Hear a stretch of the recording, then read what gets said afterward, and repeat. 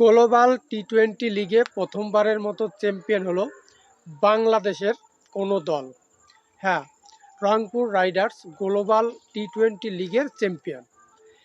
এই সাথে বাংলাদেশের টি-20 বা বাংলাদেশের যে বিপিএল, এটার মান অনেকটা বিশ্বের কাছে পরিচিতি লাভ করলো।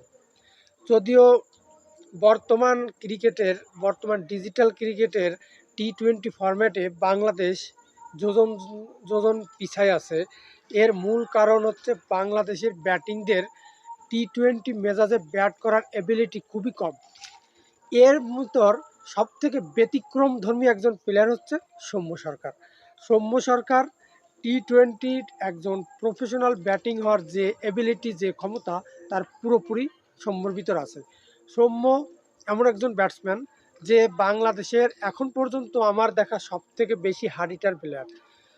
অধারাবাহিক সৌম্য, অনেক বিতর্ক আছে, সে ভালো ধারাবাহিক না, সে ধৈর্যশীল প্লেয়ার না, সে ক্রিজে এসেই আউট হয়ে যায়, এই রকম যে সৌম্যর কিন্তু সৌম্য কিন্তু বরাবর ওয়ানডেতে ভালো ব্যাট করে আসছে। হয়তোবা অনেকে বলবে সৌম্য প্রচুর পরিমাণে সুযোগ পাইছে, কিন্তু আমার কাছে মনে হয় না যে সৌম্য বাংলাদেশের যে ব্যাটিং, অন্যান্য ব্যাটিংটা যেভাবে সুযোগ পায় সৌম্য সেইভাবে সুযোগ পাইছে। তাদের তুলনায় বরং সৌম্য আরও কম সুযোগ পাইছে। সৌম্য সরকারের অ্যাভারেজ বাংলাদেশের প্রতিটা ব্যাটসম্যানের থেকে বেশি। সৌম্য সরকারের স্ট্রাইক রেট বাংলাদেশের প্রতিটা ব্যাটসম্যানের থেকে বেশি। আর টি-20তে তো সৌম্য সুযোগই পায় না, যেটা বাস্তব কথা। কিন্তু আপনি যদি লক্ষ্য করেন, একজন ওপেনার হিসেবে যে হার্ড হিটিং বা যে জোরে ব্যাটিংটা দরকার, এটা বাংলাদেশে এই মুহূর্তে সৌম্য সরকার ছাড়া অন্য কারো ভিতর নাই। যার প্রতিফলন আজকে এই গ্লোবাল টি-20 ফাইনালে আমরা দেখলাম। সৌম্যর দুর্দান্ত 87 রানের টার্গেট উপর ভর করেই কিন্তু আজকে এই রংপুর রাইডার্স উইন হয়েছে। গত মৌসুমে বাংলাদেশে যখন বিপিএল খেলা চলছিল, সৌম্য সরকার খেলছিল বরিশাল এর হয়ে, এবং আপনি দেখেন বরিশালের হয়ে সৌম্য কিন্তু ওপেনিং ব্যাট করার সুযোগ পায় নাই।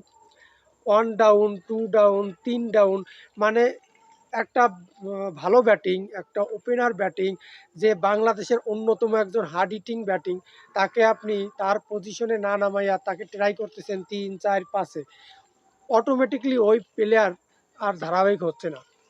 বর্তমানে সৌম্য সরকারের ভিতর অনেকটাই ম্যাচুরিটি চলে আসছে, আমার কাছে সেইটা মনে হয়। আমি ইদানিং সৌম্য সরকারের খেলাগুলো ফলো করি।